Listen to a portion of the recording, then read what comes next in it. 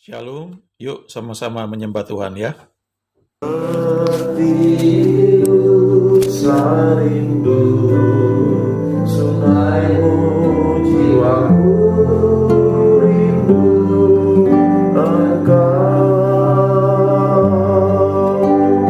Kaulah Tuhan hasrat hatiku, ku rindu menyembahmu.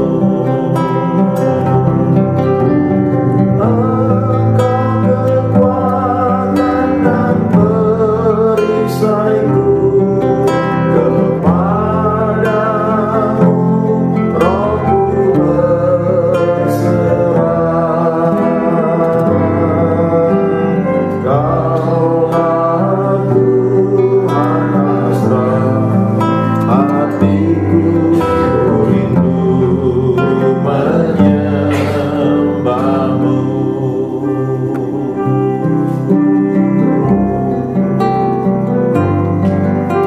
Seperti rusa rindu sungaimu, jiwaku rindu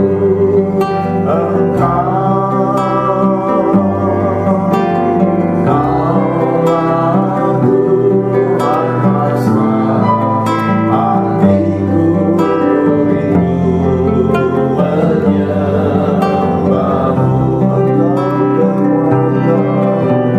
Engkau kekuatan dan perisaiku, kepadamu Rohku berserah. Kaulah Tuhan hasrat hatiku, rindu menyembah. Engkau kekuatan dan perisaiku, kepadamu Rohku berserah. Kaulah Tuhan hasrat hatiku, rindu menyembahmu. Yesus, Yesus, Yesus, Yesus, Kau berarti bagiku. Yesus, Yesus, Kau segalanya bagiku. Yesus, Yesus,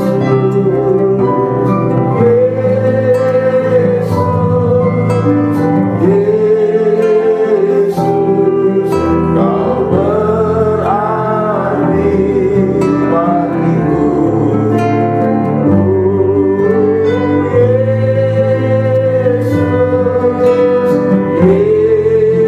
Yesus, Kau segalanya bagiku.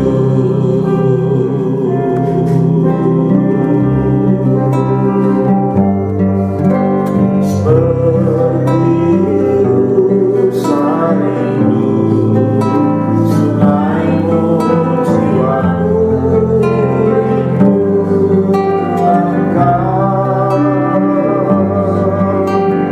Kaulah Tuhan hasrat hatiku, rindu menyembahmu.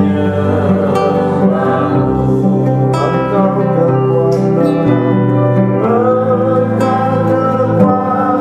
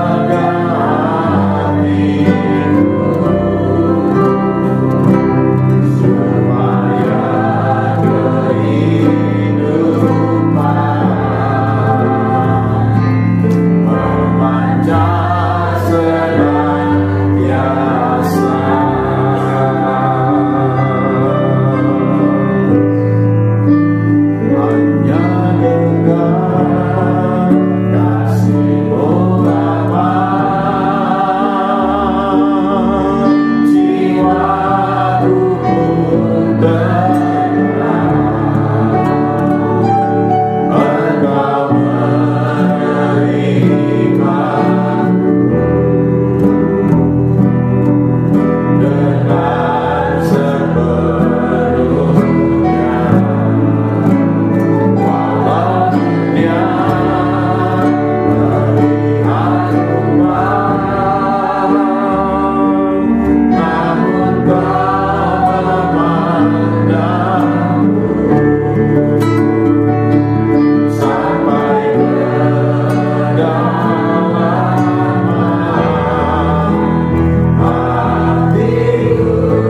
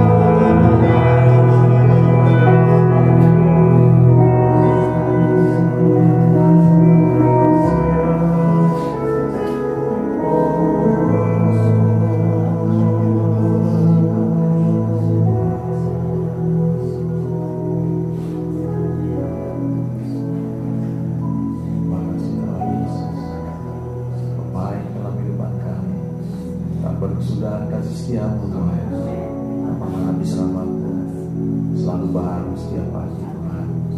Besar setiamu dalam firman kami. Great is your faithfulness. Terima kasih Tuhan Yesus. Yes, terima kasih Tuhan. Shalom.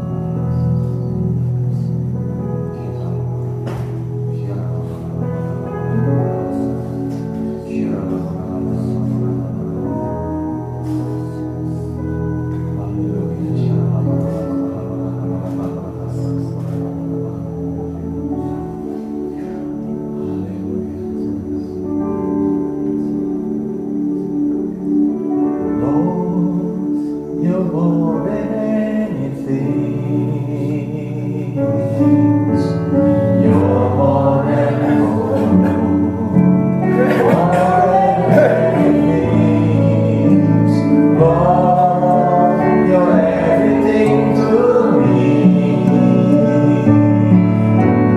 I will never let you go.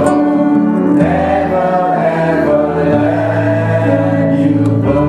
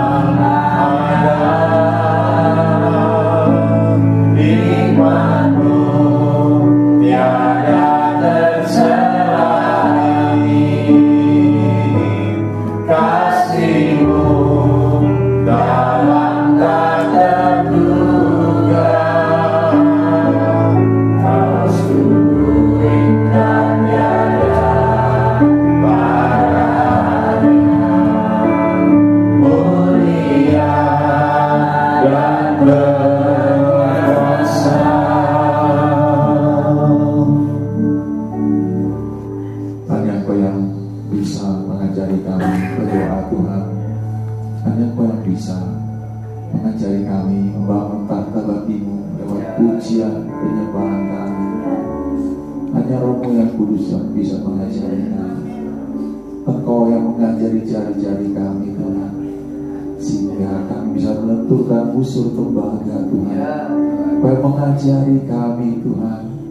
Bukankah lagu-lagu yang lahir untuk memuji menyembah-Mu juga daripada-Mu asalnya Tuhan? Ajari kami Tuhan. Di luar Engkau kami tidak bisa berbuat apa-apa. Sering kami merasa kami bisa Tuhan, tapi sungguhnya di luar Engkau kami tidak bisa Tuhan. Ajari kami Tuhan. Ajari kami Tuhan.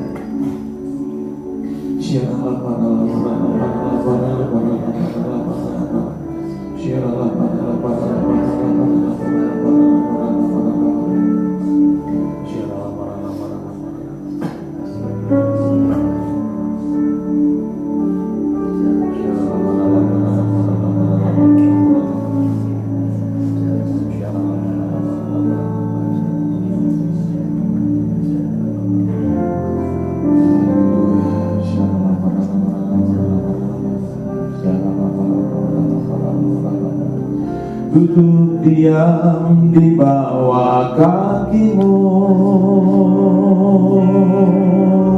itulah kerinduanku. Seperti Maria memilih yang terbaik, ku ingin belajar dari-Mu Tuhan. Duduk diam di bawah kaki-Mu, itulah kerinduanku. Seperti Maria memilih yang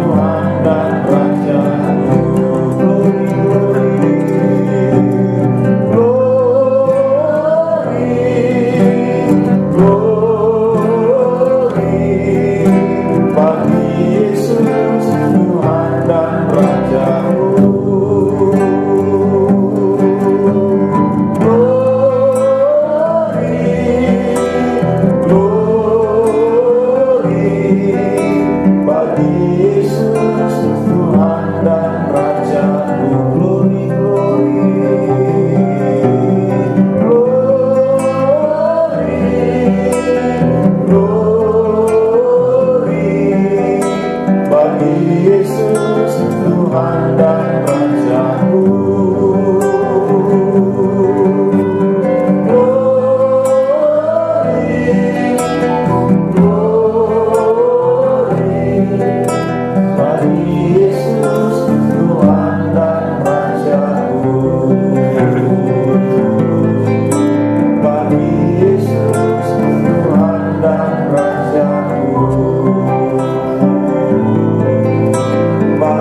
Yesus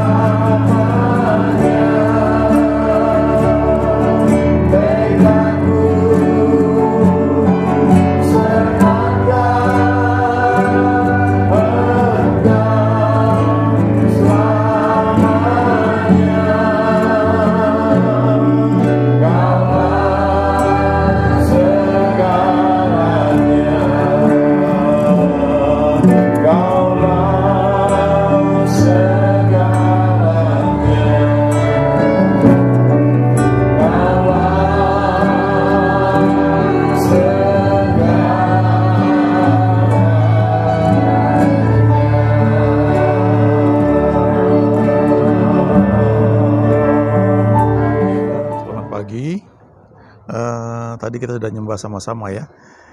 Itu rekaman, tapi salah satu dari sekian banyak rekaman yang kadang-kadang saya suka putar dan sangat memberkati saya. Waktu kita menyembah Tuhan sama-sama ya, terus kita fokus hati kita ke sana, memang itu ada power ya. Hati kita diubah, kemudian kita seperti ngalami tuning ya, di tune up kembali, frekuensi kita diselaraskan dengan frekuensi Tuhan. Lalu setelah itu sebenarnya yang cukup penting juga adalah kita teduh untuk mendengar Dia, mengajar kita, ya bicara kepada kita. Jadi doa itu dua arah, tidak satu arah, tidak hanya kita ngomong bla bla bla bla bla atau kita penyembahan, habis itu udah selesai ya. Tapi sebenarnya itu awal untuk kita teduh dan kemudian menangkap suara Dia, apa yang Dia mau sampaikan kepada kita. Biasanya kalau kita dengar firman kan itu kan kalau di gereja misalnya ada suara kita dengar, kemudian ada mata kita menangkap gerakan dari pembicara atau hal lainnya ya, juga gabungan dari suasana itu akan membentuk suatu keadaan yang sangat menolong buat kita mendengar firman rema. Ingat ya, Roma 10 ayat 17 berkata, iman timbul dari pendengaran, pendengaran akan rema ya, firman Kristus. Kata Kristus itu artinya yang diurapi. Jadi iman itu muncul karena rema yang dikhotbahkan dengan adanya pengurapan Tuhan. Jadi hal praktisnya kalau kita mau mendapatkan rema adalah kita menyembah Tuhan, menyiapkan hati kita, lalu kita dengar firman yang sedang disampaikan. Itu bisa bentuknya rekaman atau bisa juga sedang baca buku. Ya, tapi kalau sedang dikhotbahkan, sekalipun itu rekaman, maka firman itu disampaikan oleh orang yang Tuhan pakai dan ada pengurapan yang menyertainya. Itu sebabnya kalau kita datang di kebaktian di mana hamba Tuhan yang memang Tuhan pakai sering sekali dalam hal misalnya kesembuhan ilahi, maka ada pengurapan. Waktu dia menyampaikan firman Tuhan tentang kesembuhan, itu firman tersebut diurapi ya. Akan beda dengan hamba Tuhan lain yang mungkin panggilannya memberitakan mengenai keberhasilan dalam pekerjaan misalnya ya.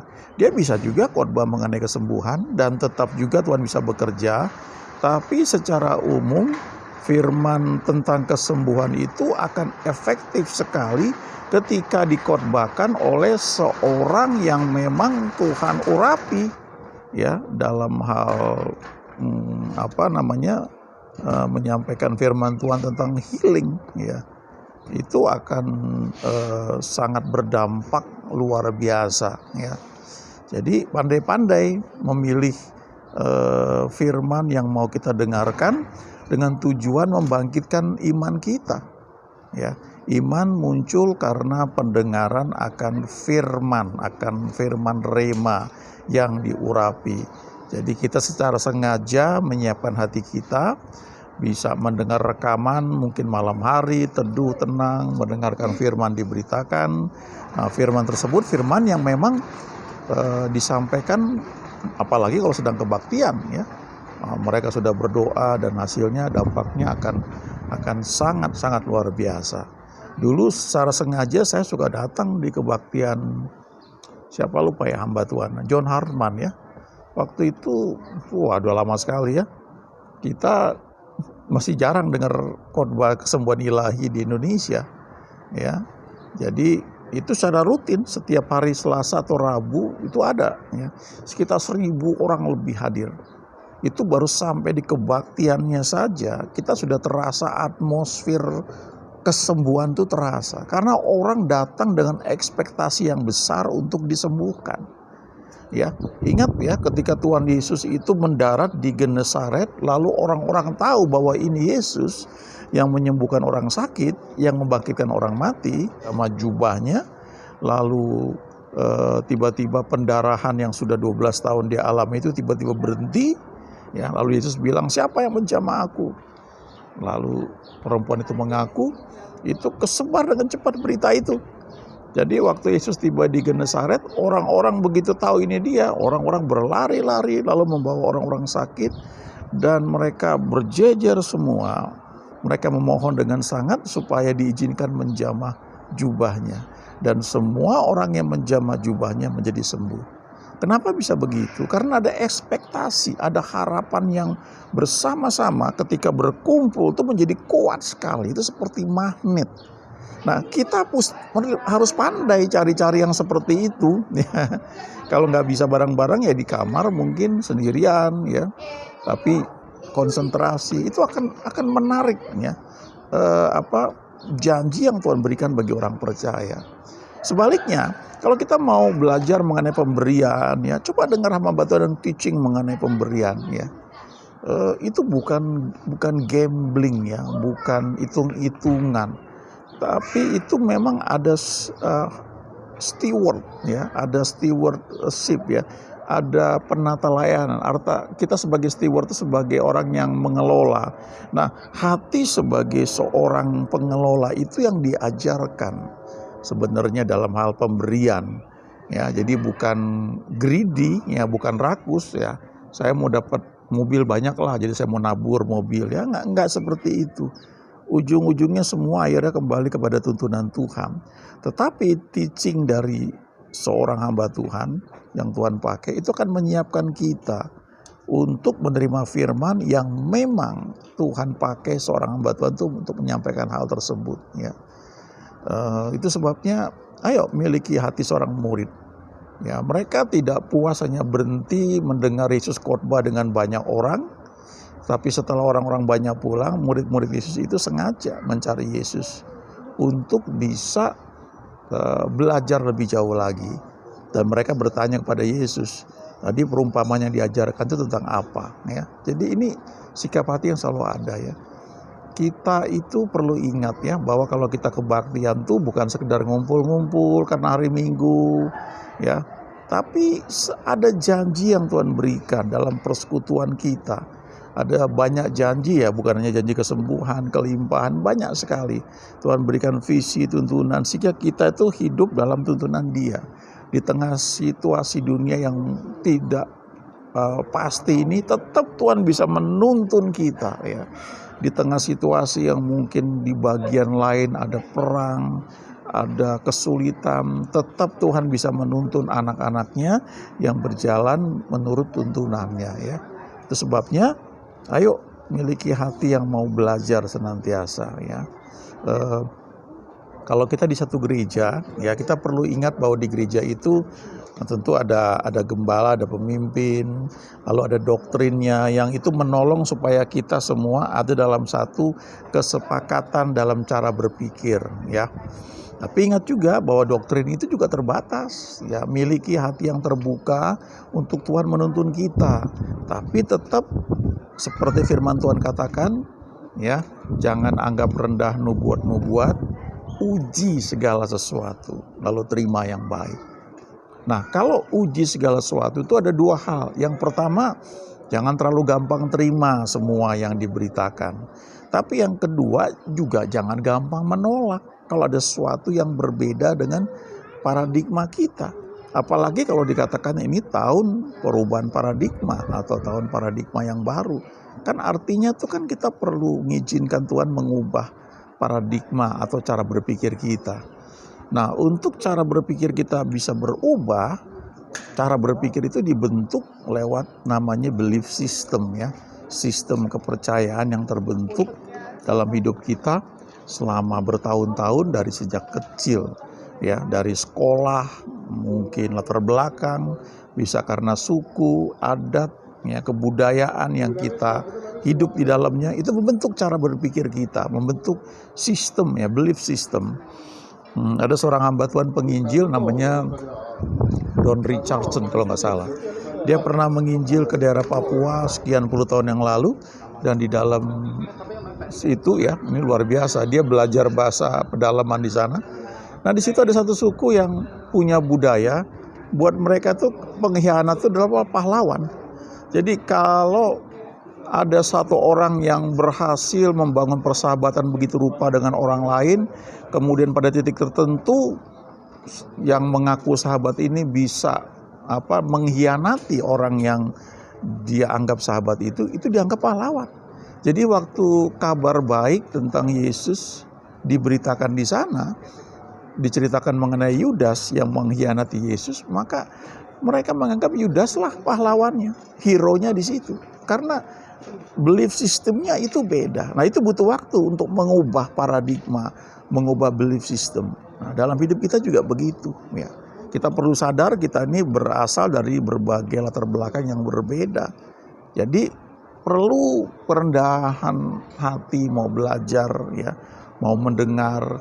Nah lewat pujian penyembahan itu hati kita tuh dilembutkan.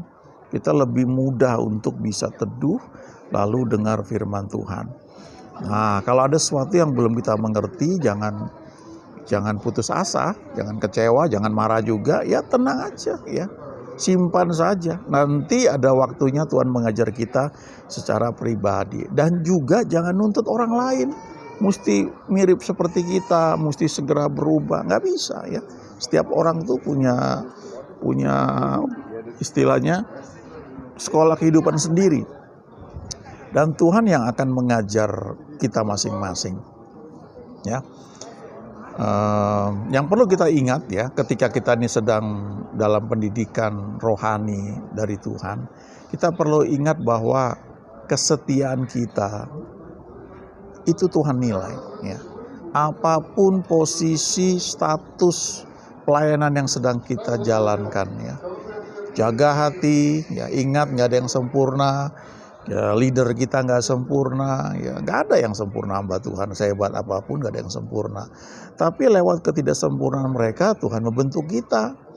Sama seperti saya mungkin pernah cerita ya, kalau kita ada ditinggal di satu daerah di kampung misalnya, ya di daerah yang agak pedalaman, mungkin sekolah yang ada cuma SD misalnya, ya kita sekolah di situ, lalu setelah kita harus masuk SMP atau SMA di mana di tempat itu nggak ada, ya kita mesti pindah ke tempat lain. Nah, lalu kita misalnya masuk kota besar, kita bisa kuliah di satu kota tertentu atau negara tertentu. Nah, jangan pernah lupa bahwa kita dulu waktu SD atau waktu SMP kita di kampung yang mungkin sederhana. Ya, mereka bagian dari pembentukan Tuhan untuk kita. Ya, nah, jadi saya ingat masa-masa saya SD, guru-guru saya juga nggak ada yang sempurna, ada yang, kalau marah itu ya, kita terlambat masuk sekolah itu dicubit dan diputer itu yang di perut, sakit luar biasa ya. Atau dia pakai mistar yang panjang, mistar kayu itu ya. Kalau murid ditanya nggak bisa, dia akan suruh murid itu buka telapak tangan dan akan dipukul pakai mistar. Zaman sekarang sih nggak bisa begitu lagi ya, tapi zaman dulu tuh seperti itu ya.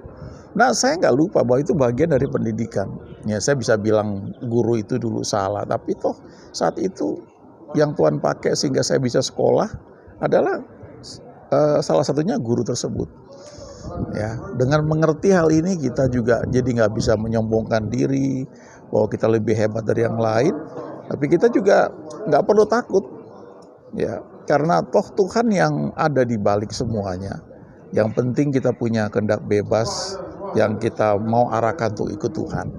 Ingat Roma 8 ayat 28 ya, Allah turut bekerja dalam segala sesuatu untuk mendatangkan kebaikan. Bagi siapa? Ya, bagi orang yang mengasihi Dia dan bagi orang yang mau ikut rencananya. Dua hal ini diperlukan. Jadi apapun yang kita alami, kalau dua hal ini kita punya, hati yang mau mengasihi Tuhan dan mau ikut rencananya, maka semua itu akan jadi baik. Tapi kalau kita cuma punya dua hal ini, kita cuma jadi korban yang diarahkan menjadi baik senantiasa. Kita perlu tambahkan Roma 8 ayat 26. Ya, berdoa dengan keluhan-keluhan yang tidak terucapkan. Karena Roma 8 ayat 26 itu berkata, kita tidak tahu bagaimana harus berdoa, tapi Roh memakai kita ya, membantu kita dalam kelemahan kita untuk berdoa dengan keluhan-keluhan yang tidak terucapkan. di antaranya dengan bahasa roh. Nah, lalu ayat 27 mengatakan doa seperti itu adalah doa untuk orang-orang kudus, termasuk untuk kita. Jadi kalau kita rajin berbahasa roh secara pribadi ya, dimanapun kita berada, maka itu sebenarnya mendoakan rencana Tuhan buat kita. Baru selanjutnya ayat 28, Allah turut bekerja dalam segala sesuatu, mendatangkan kebaikan bagi kita yang mengasihi Dia, yang terpanggil sudah dengan rencananya ya. Jadi tidak hanya hati yang mengasihi Tuhan dan hati yang mau ikut rencana Tuhan, tapi tambahkan lagi, izinkan Roh Kudus memakai kita untuk berdoa dengan keluhan-keluhan yang tidak terucapkan, sehingga kita dengan sendirinya sedang berdoa untuk orang-orang kudus, termasuk juga untuk kita, supaya rancangan Dia bagi kita itu jadi. Hal spesifik lah, misalnya begini, teman-teman mungkin punya kebutuhan, katakanlah pengen punya rumah ya. Sekarang rumah masih kontrak ya. Apakah mustahil? Oh, saya sudah dengar kesaksian orang yang gak punya apa-apa, punya iman untuk bisa beli rumah cash, dan itu terjadi, itu sangat memberkati saya. Nah, mungkin gak semua juga harus seperti itu, tapi bahwa Tuhan mau memberi yang terbaik kan bisa. Pakai bahasa roh dan doakan, pusatkan untuk berdoa tentang rumah. Nanti Dia akan menuntun. Ya, jadi tetap setia ya, apapun pelayanan yang Tuhan percaya pada kita, pasti Tuhan perhatikan. Amin.